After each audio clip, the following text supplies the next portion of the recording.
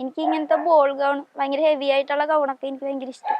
അപ്പൊ അതൊക്കെ അതായത് ചെയ്യാൻ മറ്റേ മെഡ്ഗാലയിലൊക്കെ ആൾക്കാർ ഇട്ടോണ്ടിരുന്ന പോലത്തെ ഉടുപ്പാണോ? വലിയ ഭയങ്കര ഇങ്ങനെ വിടർന്ന് നടക്കുന്ന ഉടുപ്പ്. അതൊക്കെ എനിക്കിഷ്ടം. അപ്പൊ അങ്ങനത്തെ കൂടുതലും ചെയ്യാനും ഇഷ്ടം. അത് ചെയ്യാൻ വേണ്ടി പോണേ. അപ്പൊ 2 കൂടി നോക്കി വെച്ചിട്ടുണ്ട്. മെറ്റീരിയൽ എടുക്കണം പോയി. ഇത് ഏതാണ്ട് എത്ര ദിവസത്തെ ഒരു പ്രോസസ്? അതായത് ഭയങ്കര നേരം എടുത്ത് ഒരുപാട് സമയം എടുത്ത് ഏറ്റവും കൂടുതൽ സമയം എടുത്ത് ചെയ്തൊരു ഡ്രസ്സ് ഏതായിരുന്നു? അത് ആദ്യമായിട്ട് തയ്ച്ച ഡ്രസ്സായിരുന്നു. ആ നേരത്തെ നമ്മളെ കാണിച്ചിരുന്ന വീഡിയോ. അതിന് എത്ര നേരം എടുത്തു? ഇപ്പൊ കാണിച്ചല്ല, ഒരു ബോൾ ഗൗൺ തയ്ച്ചിട്ടുണ്ടായിരുന്നു. അതിന് കുറെ നേരം എടുത്തു. ഇതൊക്കെ എനിക്ക് അധികം വേണ്ട. എന്നാലും ആവറേജ് അതിന് എത്ര സമയം എടുത്തായിരുന്നു? ഇത് പെട്ടെന്ന് കഴിഞ്ഞു. എനിക്കൊരു കല്യാണം ഉണ്ടായിരുന്നു. പെട്ടെന്ന് തുണിയെടുത്ത് പോയി തയ്ച്ചിട്ട് പോയത്. ഇതല്ലടാ നീ ആദ്യം തയ്ച്ച ബോൾ ഗൗൺ 1-2 മാസം. 2 മാസമൊക്കെ എടുത്താ? അത് തുണിയെടുത്ത് തയ്ച്ചു പകുതിയായിട്ട് തുണി എടുത്തോണ്ട്. അങ്ങനെ. ഓക്കെ. ഏറ്റവും കുറച്ച് സമയം കൊണ്ട് ചെയ്തതോ? ഈ ഉടുപ്പൊക്കെ. ഇതൊക്കെ എത്ര നേരം എടുക്കും തയ്ക്കാൻ? 1-2 മണിക്കൂർ. അപ്പൊ ഇത് എവിടെ പോയിട്ട് ഇപ്പൊ ഈ ഹോൾസെയിൽ കട എന്ന് പറഞ്ഞില്ലേ, ഇത് എവിടെ പോയിട്ട് എടുക്കുക? മേനകേലി. ഇതൊക്കെ ഇവിടുത്തെ അടുത്തുള്ള കടകളിൽ നിന്ന് എടുക്കണം. വലിയ ഉടുപ്പിനൊക്കെ മാത്രമേ അവിടെ നിന്ന് എടുക്കുള്ളൂ. മേനകേല് വന്നിട്ടാണ് എടുക്കുക? മേനകേൽ എന്ന് പറഞ്ഞാൽ നമ്മുടെ ബ്രോഡ്വേ ഭാഗത്ത് പോയിട്ട് കടകളില്. കടയ്ക്ക് പേരുണ്ടോ? പേരൊന്നും അറിയില്ലേ? ഏതോ ഒരു കടാന്ന്. ഈ സക്സസ്ഫുൾ ആയ വീഡിയോസ് മാത്രമല്ല, അതായത് ഡ്രസ്സ് തയ്ച്ച് സക്സസ്ഫുൾ ആയിട്ട് ഭംഗിയാവുന്ന വീഡിയോസ് ആണല്ലോ നീ പോസ്റ്റ് ചെയ്യുന്നത്? പൊട്ടിപ്പോയ പാളിപ്പോയ വീഡിയോസ് ഉണ്ടോ?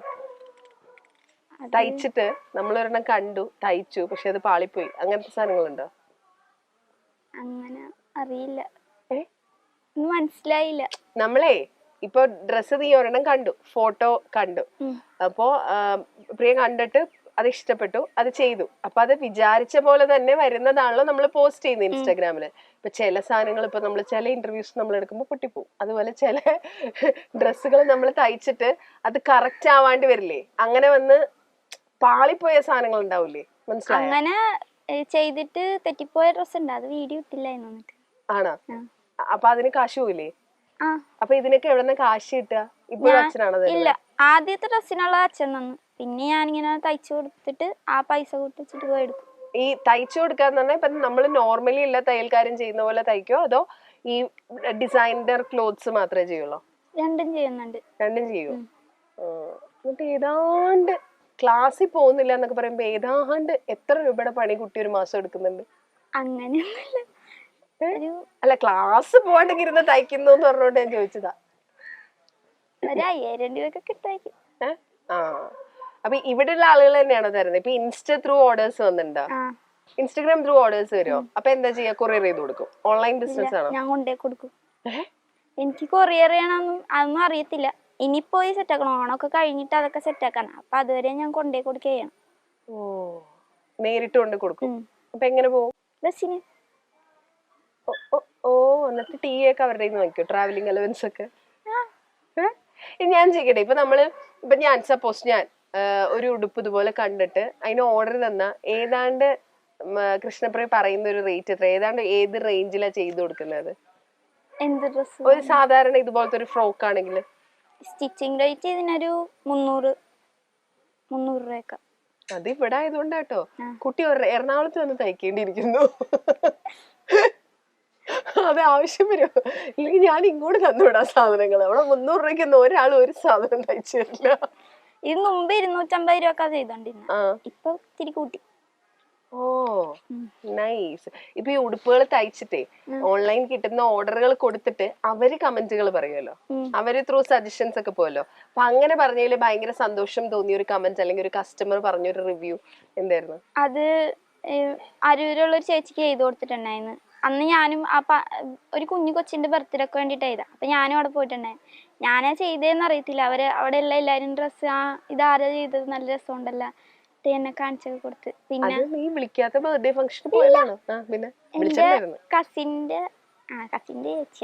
കസിന്റെ ചേച്ചിയാണ്. അപ്പൊ നീ ആയിരുന്നു അറിയില്ലായിരുന്നു? ഇല്ല. അങ്ങനെ അവിടെ എല്ലാരും പറയൊക്കെ ചെയ്ത്. പിന്നെ അവരെന്നെ രാവിലെ വിളിച്ചിട്ട് കൊറേ കാര്യമൊക്കെ പറഞ്ഞു, എല്ലാവർക്കും ഇഷ്ടപ്പെട്ട് എന്നൊക്കെ കൊറേ പറഞ്ഞു. ഓക്കെ. ഇനിയിപ്പോ ഈ ഫാഷൻ ഡിസൈനിങ്, കോസ്റ്റ്യൂം ഡിസൈനർ എന്നൊക്കെ പറയുമ്പോൾ നമ്മുടെ തലയിലേക്ക് ആദ്യം വരുന്നത് മീഡിയ ആണല്ലോ. അതായത് ഇപ്പൊ സിനിമ, വേറെ മീഡിയംസ്. എന്താ പ്ലാൻ ആക്ച്വലി? എന്ത് ചെയ്യണം എന്നാണ് അങ്ങനെ ആഗ്രഹം? അതൊന്നും ആലോചിച്ചിട്ടില്ല എന്നാണോ പറയാൻ വരുന്നത് അല്ലേ?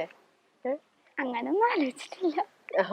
ഈ സെലിബ്രിറ്റീസിനെ കാണുമ്പോണ്ടല്ലോ, സ്റ്റൈലിങ്ങും ഫാഷനും ഒക്കെ ഇഷ്ടമുള്ള ആളാവുമ്പോ സെലിബ്രിറ്റീസിനെ കാണുമ്പോൾ നോക്കുമല്ലോ, ശ്രദ്ധിക്കുമല്ലോ അവരുടെ ഡ്രസ്സൊക്കെ. അങ്ങനെ ഭയങ്കര സ്റ്റൈലിഷ് ആയിട്ട് തോന്നിയിട്ടുള്ള, ഭയങ്കര എന്താ പറയാ, വൺ സ്റ്റൈലിഷ് ലുക്കുള്ള അങ്ങനെ തോന്നിയിട്ടുള്ള ഒരു സെലിബ്രിറ്റി ആരാ? ഒരു ആക്ടറിനെയും ഒരു ആക്ട്രസിനെയും ചോദിച്ചാ നോട്ടീസ് ചെയ്യുന്ന, ഇത് കൊള്ളാലോ, ഇയാള് ഭയങ്കര സെൻസ് ഉള്ള ആളാണല്ലോ എന്ന് തോന്നിയിട്ടുള്ള ഒരു ആക്ടറിനെ ചോദിച്ചാരാ പറയാ?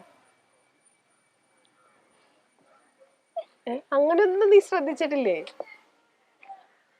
ആക്ട്രസ് പെൺകുട്ടികളെ ശ്രദ്ധിച്ചിട്ടുണ്ടോ? ഇല്ല, ശ്രദ്ധിച്ചിട്ടേ ഇല്ല. Okay, nice. ഒരു സിനിമയ്ക്ക് കോസ്റ്റ്യൂം ചെയ്യാൻ, ഡിസൈനിങ് ചെയ്യാൻ ചാൻസ് കിട്ടുവാണ് എന്ന് വിചാരിക്കേ. അതായത് സപ്പോസ് ഇതുവരെ ഇറങ്ങിയിട്ടുള്ള സിനിമകളിൽ കേട്ടോ, ഒരു സിനിമയ്ക്ക് കോസ്റ്റ്യൂം ചെയ്യാൻ ചാൻസ് കിട്ടുകയാണെങ്കിൽ ഏത് സിനിമയെ സെലക്ട് ചെയ്യാ? ചുമ്മാ കണ്ടിട്ട് അങ്ങനെ ഇഷ്ടം തോന്നിയിട്ടുള്ള ഒരെണ്ണം. ഞാൻ അങ്ങനെ ഒന്നും ആലോചിച്ചിട്ടില്ല എന്ന്. എപ്പോഴും ഫോളോ ചെയ്യുന്ന ഒരു ഫാഷൻ ഡിസൈനർ ഉണ്ടോ? കാരണം നമ്മുടെ ഫീൽഡ് നമ്മൾ ഭാവിയിലേക്കും കാണുന്നത് അതാണല്ലോ. അപ്പൊ അങ്ങനെ ഫോളോ ചെയ്യുന്ന ഒരു ഫാഷൻ ഡിസൈനർ ഉണ്ടോ? ആരാത്? പുള്ളിയുടെ പേരറിയില്ല. ഇവിടെയുള്ള ആളല്ല, പുറത്തുള്ള ഇന്റർനാഷണൽ ആണ്. അത് താങ്കളുടെ ഡ്രസ്സസും അങ്ങനെയാണല്ലോ, ഒന്നും ഇവിടെ ഉള്ള ആളുകൾ ഇടുന്ന പോലത്തെ അല്ല, ഭയങ്കര പക്ഷെ എല്ലാം ഭയങ്കര ബ്യൂട്ടിഫുൾ ആട്ടോ, പറയാതിരിക്കാൻ പറ്റില്ല. കാരണം സത്യസന്ധമായിട്ട് ഞാൻ പറഞ്ഞു, ഈ വീഡിയോസ് കണ്ടു തുടങ്ങിയപ്പോ ഒട്ടും പ്രതീക്ഷയില്ലാണ്ട് ഞാൻ കണ്ടു തുടങ്ങി. പക്ഷെ എല്ലാത്തിന്റെ എൻഡിൽ അതിന്റെ ഔട്ട് കാണുമ്പോ കറക്റ്റ് ആ പടത്തിൽ കണ്ട പോലെ ചിലതെങ്കിലും ഒക്കെ ആ റെഫറൻസ് പിക്ചറിനേക്കാളും ബ്യൂട്ടിഫുൾ ആയിട്ടുണ്ട്. അത്ര പെർഫെക്ഷനിലാ തയ്ച്ചേക്കുന്നത്. അപ്പൊ നീ ആക്ച്വലി ചെയ്യേണ്ട ഒരു കാര്യം, ഇതിനെപ്പറ്റി കൂടുതൽ റിസർച്ച് ചെയ്യണം കേട്ടോ. ഭയങ്കരമായിട്ട്. അത് പുറത്തെ കാര്യങ്ങൾ മാത്രമല്ല, ഈ ഫാഷൻ ഡിസൈനേഴ്സിന്റെ വർക്കുകളും നമ്മുടെ സെലിബ്രിറ്റീസിന്റെ സ്റ്റൈലും ഒക്കെ. കാരണം you have that in you. എന്താ പറയാ, നിനക്ക് നിന്റെ ഉള്ളിൽ അതുണ്ടെന്ന് പറയില്ലേ? ഈ ഡിസൈനറുടെ പേര് പറഞ്ഞില്ല.